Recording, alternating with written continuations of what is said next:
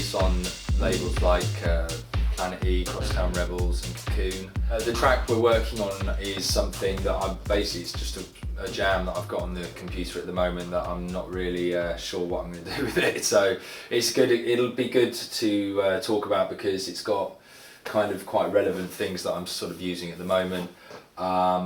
And it's also, maybe it could get better today. I usually try and start my production process with something like this. It's an M-Audio sound recorder, and I kind of record things when I'm out and about and often find that it adds texture to a track. So this is a pretty simple sort of plug and play USB thing. It's got a high density mic here.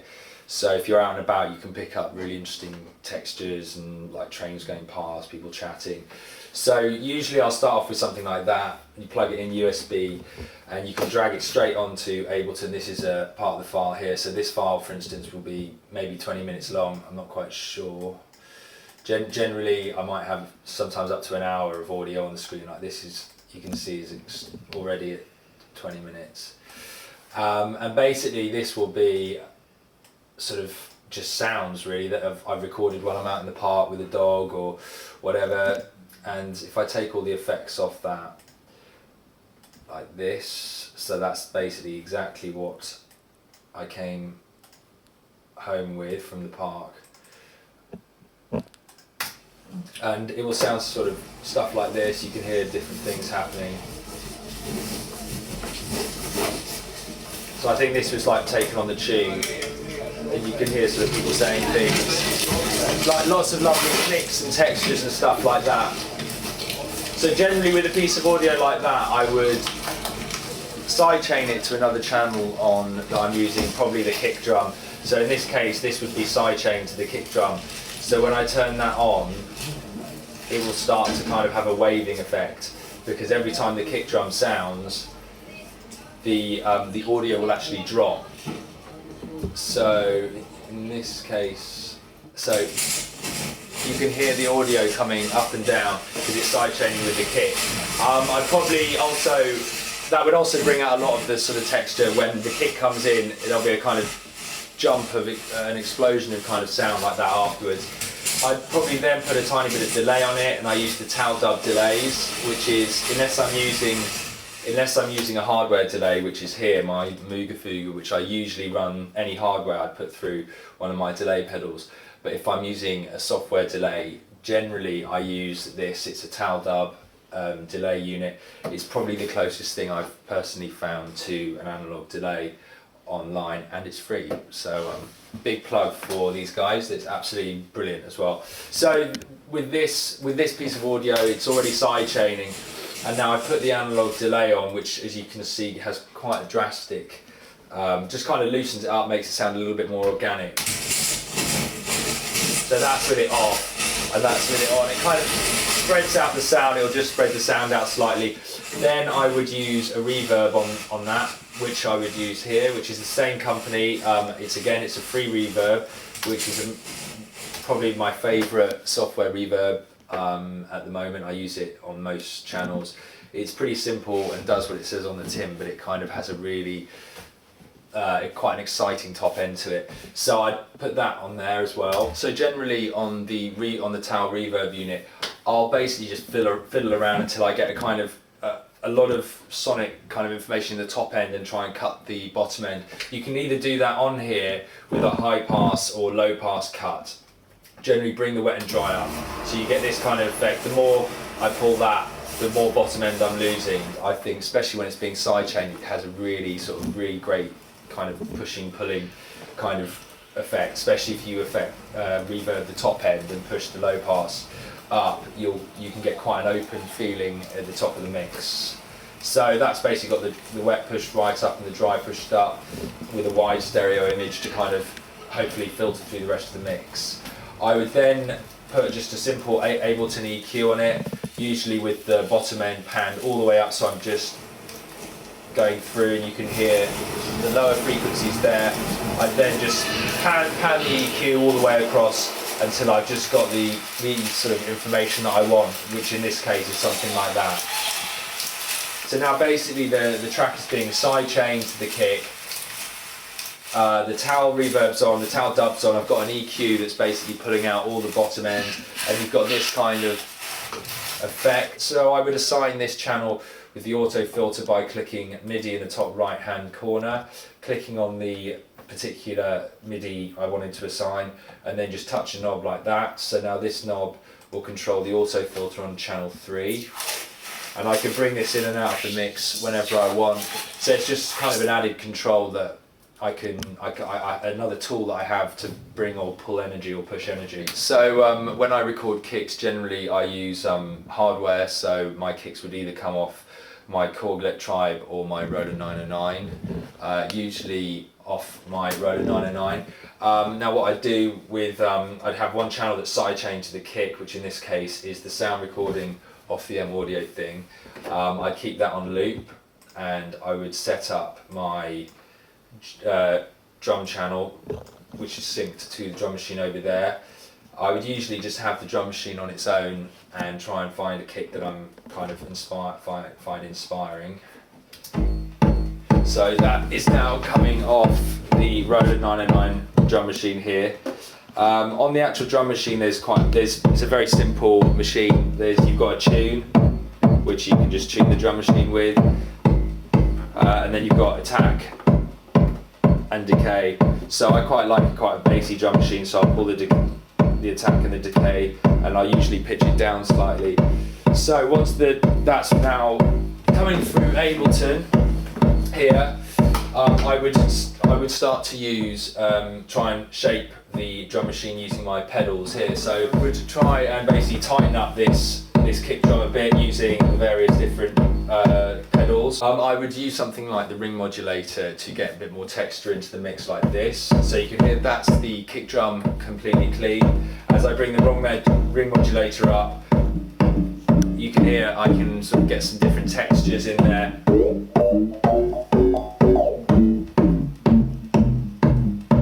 So I quite like kind of lo-fi, knocky kick drum, which has got kind of more there than just having a kick drum there like that. So you can hear that it almost sounds a bit underproduced, but that's the kind of thing I like. So I'd have something like that. If I wanted to add some analog delay or kind of try and make that kick drum give it a little bit of movement, I'd use my delay.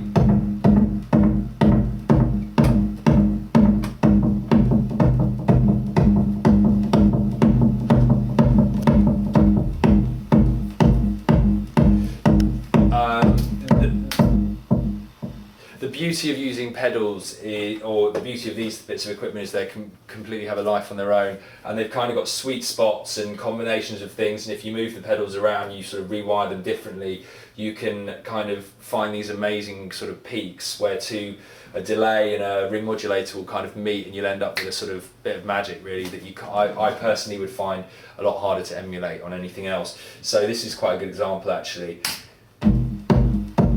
That kick drum's got a hiss behind it now. It's as I move that up, you can hear the kick drum thickens out. There's just more sort of sonic information there than just a standard kick drum. When I'm recording, I generally sort of will record maybe 5 minutes or at least 2 or 3 minutes of a kick drum, and sort of record probably 4 bars completely flat, and then I'll just give it a bit of movement live on the pedals, so that whilst the kick drum is playing, I'll sort of try a few different options with filters and delays, and then I'll have that audio up on the screen basically, and I'll edit it afterwards in Ableton. So in this instance, I'm just going to record the kick drum, and we'll just do a few bars of it. So at the moment you can see the kick drums recording here, and now I would probably, after I've done a few bars, I'd start try moving things around, getting a bit of movement into the drum.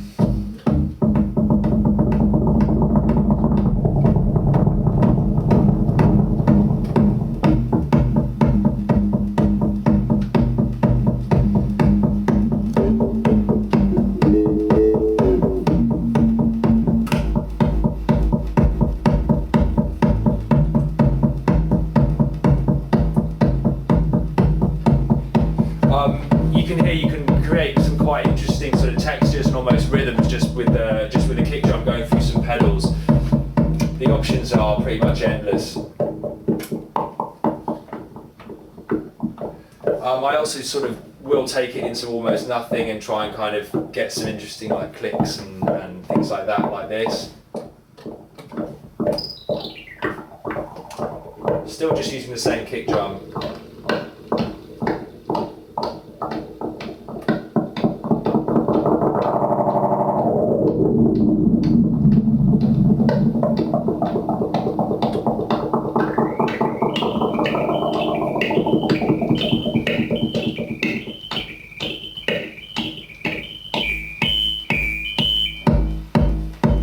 Straight back down to the kick drum.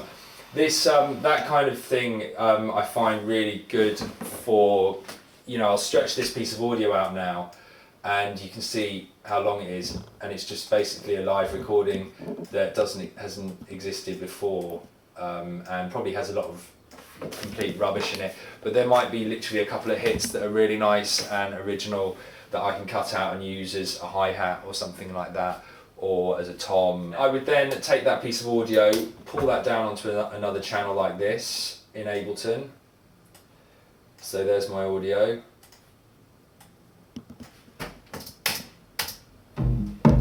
I would then put that in time as well with the metronome. I'd first cut it like that. And then let's say we were just going to work on the kick. So all of this audio here is all absolutely great as well. If I take that off, you can hear it's picked up all the delays, all the kind of exciting textures that I've recorded in. So I would take a loop and put it in time like this with the metronome. So that's pretty tight. Generally, when I'm working with audio, I would always click the high quality sample thing and make sure it's on repitch, not beats or tones, as it's I find a much cleaner sort of way of warping samples. I'm working in mono at the moment as well, so there is always the choice of splitting into a stereo, but I like to keep most of my lower frequencies will always be in mono anyway. So now that I've got the kick drum in there, I can start trying to build a relationship between the sound recording that I made earlier and the kick drum, just get some texture, get a little bit of movement in there. So I'd play around with the sidechain between those two channels.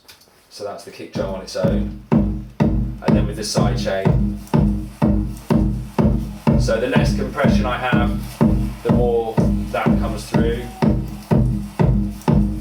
I can play around with a filter.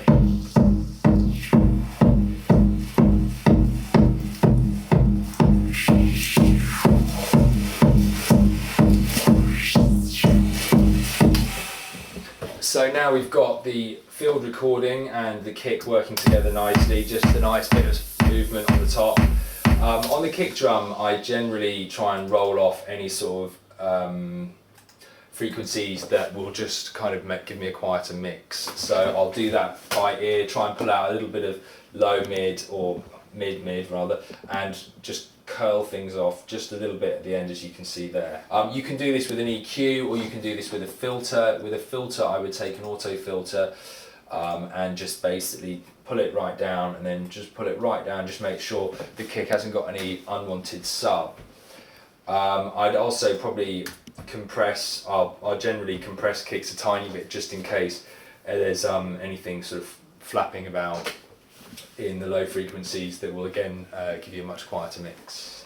So once I have my something I'm happy with between these two channels, I would then probably go back into the audio that I recorded earlier through the pedals and find some glitchy noises like these, which I made earlier on the pedals, and then I'd layer that on top of the kick drum. So if I'm layering something on top of a kick drum, I generally would take a lot of the lows out here. So I would take a sound like this and just make sure that's how it sounds originally.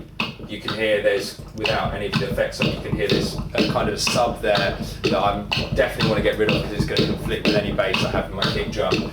So I would do this by simply EQing with an 8-band EQ. You can use that, or you can use a Wave Bundles EQ, and I'll just pull it all the way across like this from here all the way across until I've got rid of all of that sub to about there. I then also sidechain that to my kick drum so that every time the kick drum comes through, that channel is kind of being pulled by being hollowed out, but you can still have the same effect. Then a little bit of reverb probably. And then I sort of try and kind of mix the three elements together.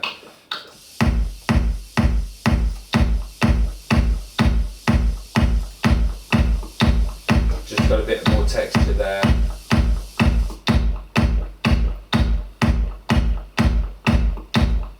Another thing I do while I'm producing, which I personally find quite helpful, is I always have a low pass filter on the master channel, which is basically here. So I'll just have a filter that I can sweep through the mix when I'm working, because I find it very helpful to be able to sort of sweep a filter straight the way through the frequencies from top to bottom from here all the way down to your kick drum at the bottom. This is especially helps with even simple things like ear fatigue. So if you're working and you're just listening to that all day, it's going to get a bit much. So I generally work on higher frequencies with the kick drum slightly cutting. I would also have a reverb, which I've got here, and an 8-band EQ that I generally kind of fiddle around with throughout the music making process, putting low mids out, rolling bottom end out, until I've got a crunchy kind of quite a crunchy clean mix, which is what I'm generally after. That's all assigned to the MIDI keyboard, MIDI controller here. So if I was working, I wanted to do a drop with reverbs or delays, I can do that easily just by pulling up a reverb. So from there, I'd probably start building up elements of the track, like hi-hats, snare drums, bass, that kind of thing would come from most of my kit. Usually I'd get hi-hats and stuff off the 909, put it through the pedals, and basically again try and shape the hi-hat using hardware, either a Sherman filter bank or a valve EQ, just trying to kind of make it my own sound rather than just a sound that has come straight out of a machine. So for example, here's a hi-hat I recorded earlier off the 909. And that channel has a lot of movement in it. If I pull the audio out like this, you can see I've recorded quite a lot of different variations of the same hi-hat. So that hi-hat kind of has a story of its own. You can see when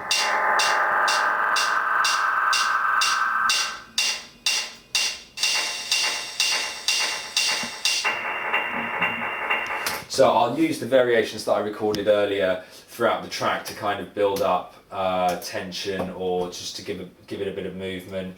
And I generally treat each channel in a similar way. So again, on this hi-hat channel, I've got it side-chained to the kick drum. I've got a bit of towel dub on it, a tiny little bit of reverb, and a WAV stereo kind of hi-hat thing that I don't really know how that thing works. I just basically put it on there and fiddle around with it until the stereo image is a bit bigger. Generally I'll layer hi-hats just to give it a bit more snap. So I'll have two different hi-hats I've recorded off the a machine. One will be a bit more like this with a bit more movement in it. Little bit of more information. There's a nice sort of analog hiss under there, which you can see here. This information here is kind of quite important to me because I don't like to polish mixes, and I don't like to polish sounds to the point where you've just got a hi-hat that just comes in and does its thing. You know, I quite like the sort of information you get between hats when you're recording stuff, especially when you're using the pedals. You can end up with some kind of really crazy hisses and hums and stuff like that between pieces of audio. And rather than sort of edit them out, it's more of a kind of kind of more exciting to leave them in and actually try and use them with compression. So if I compress a sound a lot that's got some information between the two actual hits, that'll sort of bring it out and add more texture again.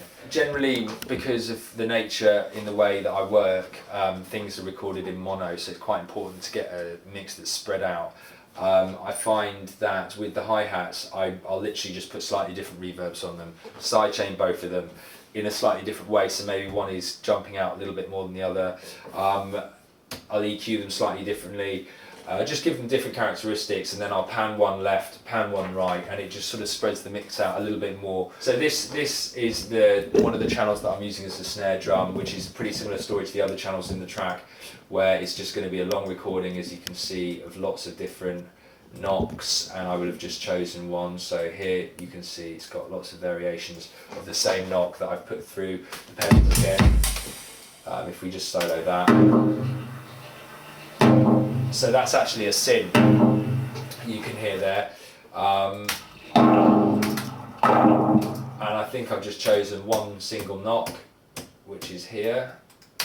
And I've just decided to choose that as my kind of on-beat snare, even though it's not a snare, it's a synth that's been kind of twisted up inside the pedals. Again, similar thing, I'd sidechain, well in this case I've just compressed it, or I'll sidechain that to the kick. Use a bit of towel dub, bit of reverb, and I'll try and shape it again in the computer just with an 8-band EQ in Ableton. I usually do this by pushing up a particular frequency and panning across the spectrum. So in this case I'd start with that there. And you can hear the as I pan across, certain frequencies jump out. I would find the frequencies that I want or that I don't want, and I'd either push up or push down. So if I wanted to take the nose off this, I'd find where the nose is, like this. I'd say the really attacking part of that sound is about there. I'd then just dip it, maybe close it up. You can really be as precise or as unprecise as you want with this kind of technique, and it's really great for, like, you know, if something's got a bit too much attack or a bit too much sub, you can really kind of pinpoint that frequency and put it out or push it. In this case we kind of pulled it out, and we can pull that down as much or as little as we like and broaden it.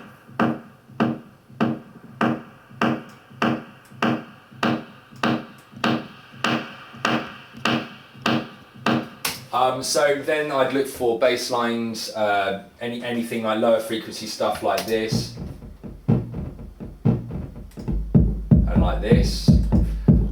These are made from a variety of different sound sources, like the drum machine, again the Jupiter, the Nord. These generally, like if it's sub like that, I'll sidechain it quite heavily to the kick drum just to kind of make sure that the kick drum is really coming through in the mix. I take the really dirty sort of low end stuff off here, and again an auto filter just to roll off any unwanted subs. So that would be my bass line. So here I'm basically using the same technique that I've been using with percussion, but I'm using it on a synth. Again, I take a sound that I like, and in this case, now this again has gone through all the pedals, so the sound originally is probably like that. It's got a reverb on it, it's been through the pedals, being shaped, so I'll have like lots of different variations like this.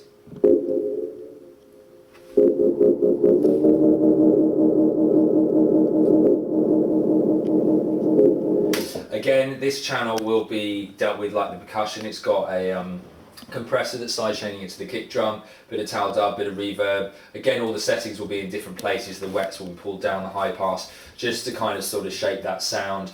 And the sidechain will be working on the reverb as well. So when the kick drum happens, all the effects in effect will kind of fall off, and you get quite a dry sound coming through. The auto filter is also assigned, so I can get some movement like that. It's basically just trying to get as much hands-on movement in the track as I possibly can. So in this case there's 3 channels, all long stretches of audio that I'll choose which pieces I want to use. So that channel's that, this channel's like that, and you can hear the filter banks kind of doing crazy stuff underneath, and the top channel is doing this. It's the same sound that's EQ'd against the other ones, so basically I've used the same sound and just kind of hollowed one out and used the top end on one and the bottom end on the other, and then hopefully you develop a kind of a relationship in the groove that works. So these sounds would work in this way.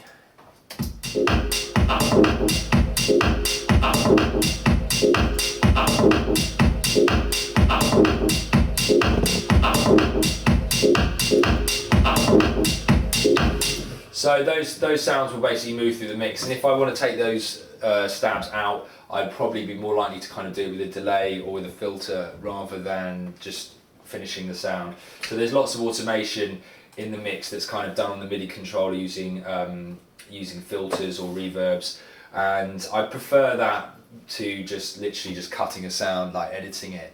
So in a lot of ways it's kind of choosing what not to edit and leaving in the tails and all these kind of little details in the mix that come off all the kit. And then further on in the track, later on in the track, I've basically put a more snappier kind of snare in there and changed the hats around. Again, that won't be a new hat. I would have just added reverb to the hat that I've already got.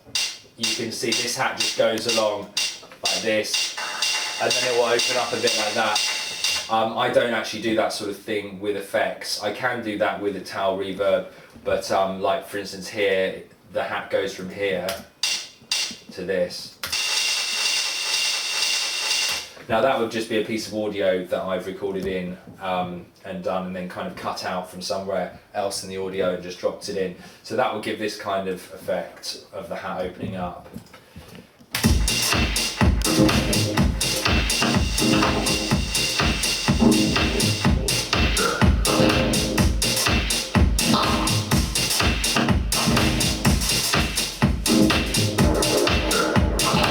So you can hear the hats are moving around and kind of shuffling against one another.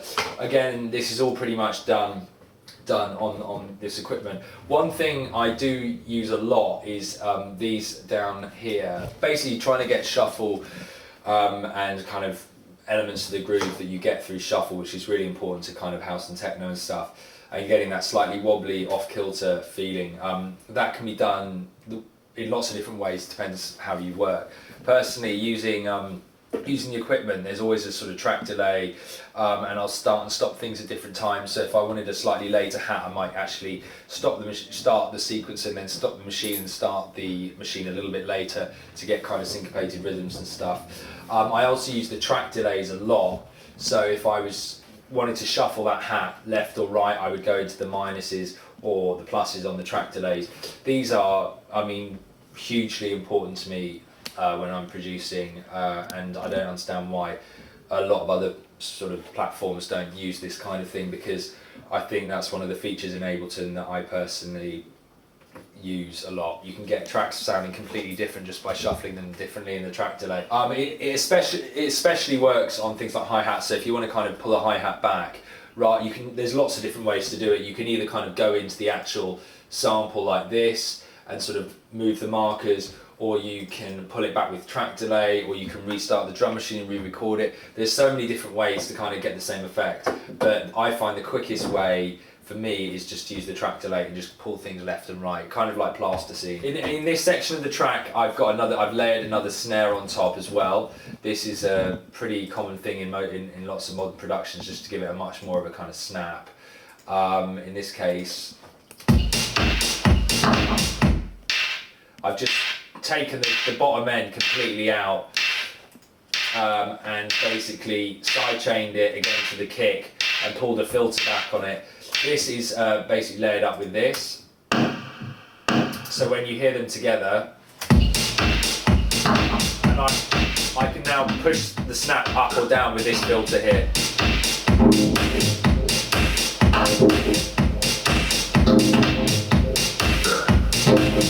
Okay, so the next thing I would probably look for is a bass line. In this case, on this track, the bass line is coming straight off the Korg Electribe, which is just here.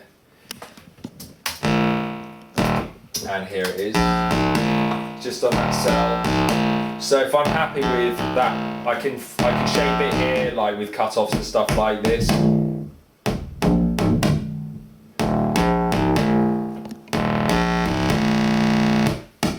I shorten it.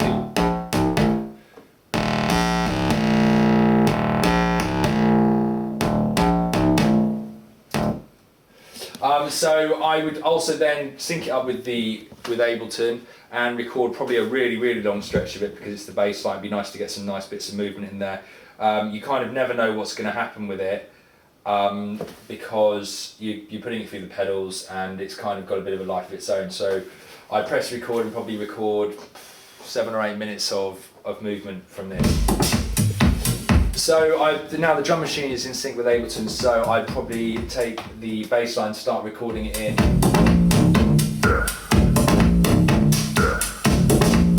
So that's the bass line on its own.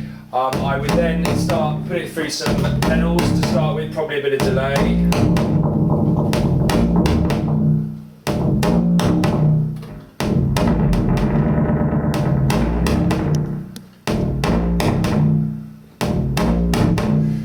Remodulator, just kind of try and make the sound my own a bit more.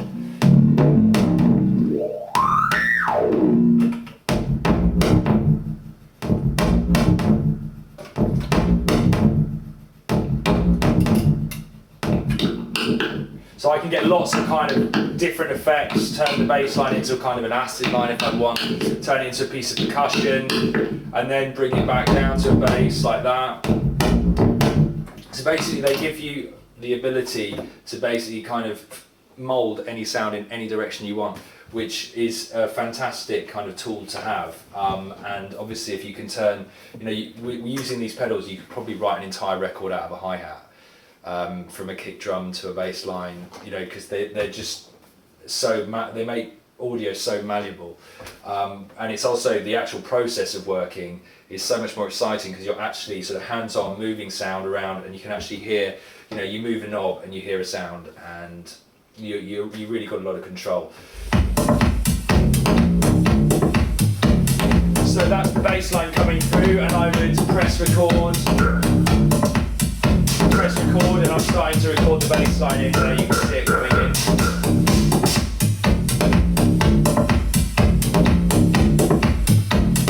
And then just get a few different variations of the bass line here.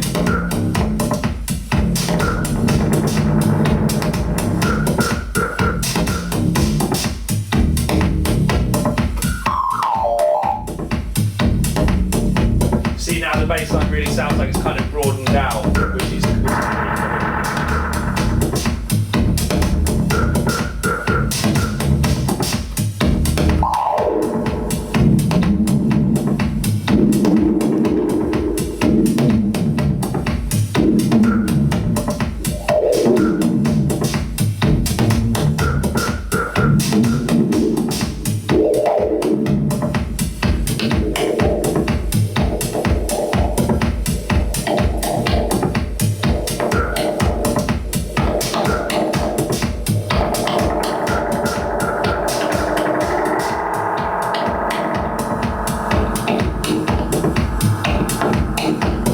So you can see you can get so much movement in just by using these filters.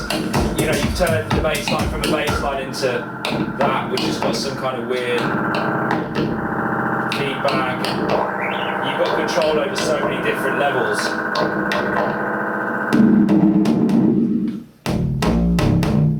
So there's the piece of audio. It's got lots of different sort of variations and things like that going on. I've actually recorded it a little bit too loud this time.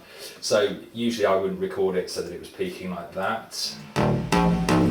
Again, I put a towel dub on there with some different settings. Reverb, again, change the settings around so that it's moving against other reverbs in the track.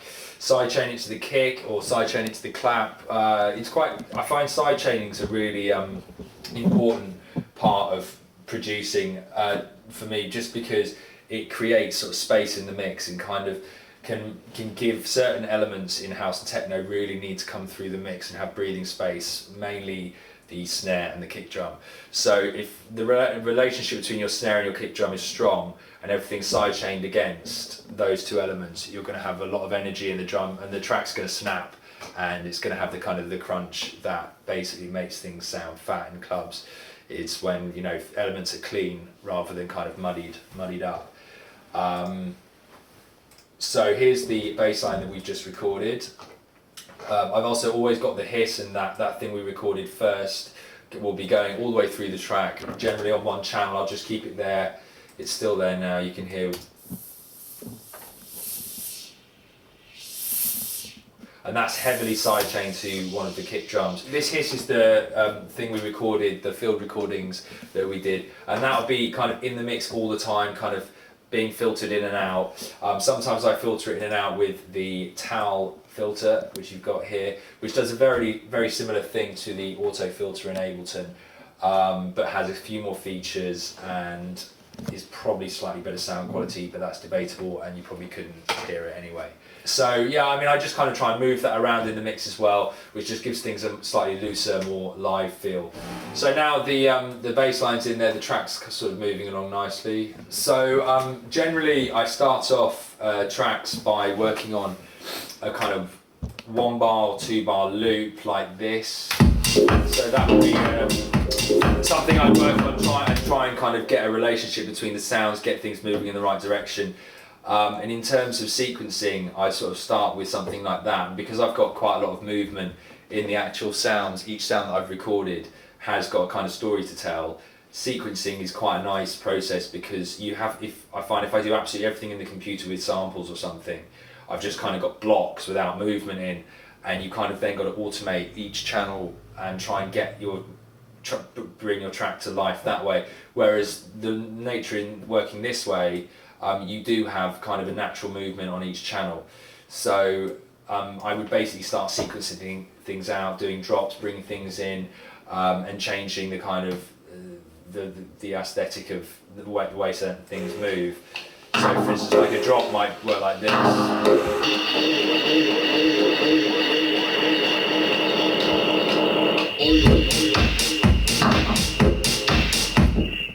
Or I can bring it in without the hats.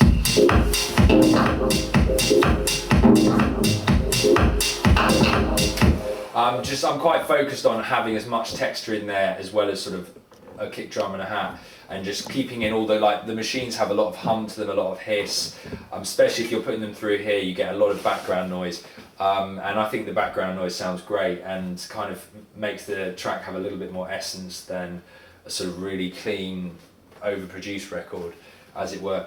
Another way to do this, which I'll do on the master channel when I'm working, is if you can see here, I'll take an EQ and I'll really pull out and pull and sort of push the master channel EQ wise and try and basically hollow out the bottom end. If you listen to the track without the EQ on, it's got a lot sort of muddier mid section, which muddies up the bottom end and will affect the volume that you can put the track onto vinyl.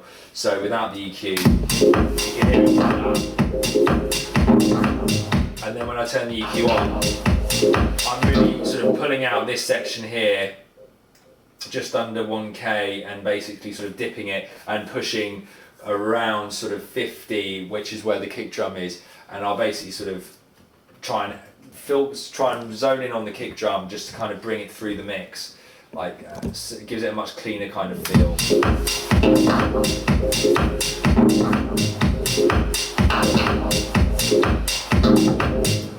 And then when the bass line comes in, same sort of effect, making sure the mix is as clean as possible. And I'll generally jump through a track, kind of checking different elements. It's a lot harder working just with strips of audio like this, especially when there's movement, because you may suddenly get loads of sub later on in a piece of audio than you had at the beginning. So you really have got to kind of watch your channels and make sure that the main elements in the track, like the acid line, doesn't suddenly start getting loads of sub in. So you've got to really watch that, and sometimes you might have to EQ a track differently here to the way it is here, just to kind of allow for that kind of thing. So generally, once I have kind of done all the EQing in a track and stuff like that, I kind of mix the record as I'm going. So by the time I get to the point where the actual production of the track's finished, or the writing of the track, generally I have pretty much the mix that I'm after, because I mix throughout. If I add a new element, I'll mix it into the record, and so I'll have a look at the mixer afterwards and pan things slightly left and right. Mainly things in the mids and upwards will be panned left or right. Lower stuff will obviously be kept in mono, and I'll have a little fiddle with things, maybe push a few elements up and down. And then I will render it down to audio. I won't normalize it when I'm rendering it. This is one that's been pre-mastered by me, so if I'm trying to get something ready to play in a club, I'll generally push it pretty hard and compress it. I use lots of different compressors, but generally for playing things out, I quite like the Vintage Warmer, the PSP Vintage Warmer. It has a slightly distorted sound to it, which I actually quite like. If you really push it, just so it's clipping the red, you can get quite a full, fat, kind of meaty sound. I generally also, on my mastering thing, I've got a variety of different EQs that I'll use. So this one will just be primarily for kind of rolling back bottom end off. This is a kind of EQ which is pulling mids out, and rolling that's just pulling out some mids. And I'll just sort of fiddle around until I get a really sort of crunchy mix in the track. And then I'll render it again, and then I normalise it, and then I'll usually put it into peak and push it up a few dB and see what I can get away with. So that's my waveform after I've mastered it and after I've pushed it a little bit in peak.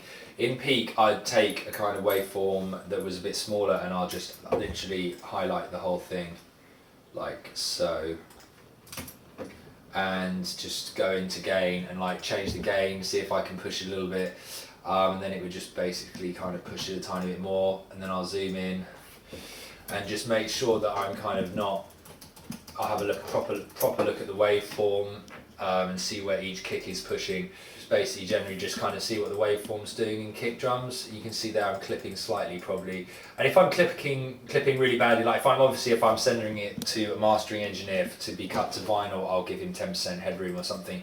But if it's something I'm mastering as a promo for a DJ to play in a club, I will basically kind of push it as hard as I possibly can to get a much louder mix. So that's kind of a waveform that I'd be happy with. So thank you very much for listening to my production tips. You can listen to my music on MySpace, Glimpse Recordings, or my SoundCloud, which is Glimpse Music.